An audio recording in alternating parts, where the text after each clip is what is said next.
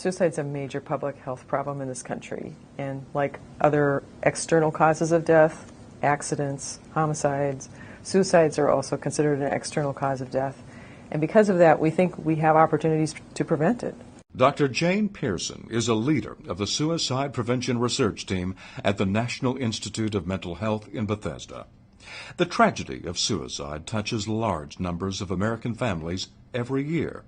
But people across the globe now benefit from advances in suicide prevention research and guidelines that emerged from national and global strategies formed a decade ago.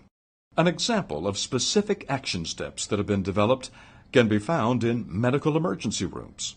We could do better for people who actually come to the emergency department saying they're suicidal.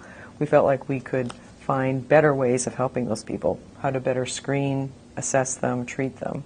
I think some other areas we've made significant progress is in understanding what treatments seem to work, at least for people who've attempted suicide. We've got some interventions, some psychosocial counseling or psychotherapies that look particularly effective.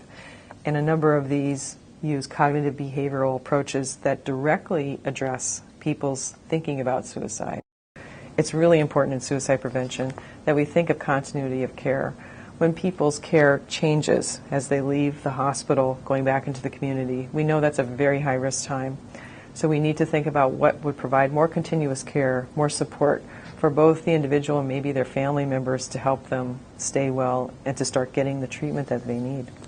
An alliance of people and organizations, including researchers at NIMH, has uncovered critical pieces of information that include those individuals who may be at higher risk for suicide. Included are people with known mental disorders such as schizophrenia or bipolar. People with alcohol or drug problems may be at higher risk, along with those who suffer from chronic illness. A family history of suicide could serve as a warning, as well as people who have been physically abused or neglected. The highest risk groups are people, or older men, white men in particular, who are 85 and older, who have a rate of suicide that's 4 times the national average. American Indian and Alaska Native males also have very high risk. There are many things we as individuals can do to look for warning signs, but perhaps the best advice for loved ones and friends: don't dismiss or minimize threats of suicide.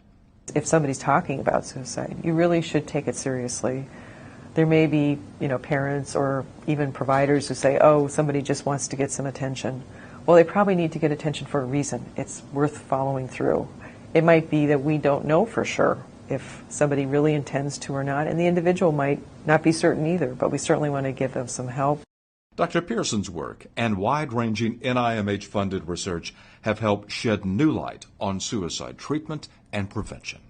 We're trying to pull together what we can learn from surveillance data to find the highest risk groups and really get them the interventions they need. And there's people across NIMH helping with this, across federal agencies, and I think there's a lot of momentum, and I think we've got some good reason to hope that we can actually change these numbers.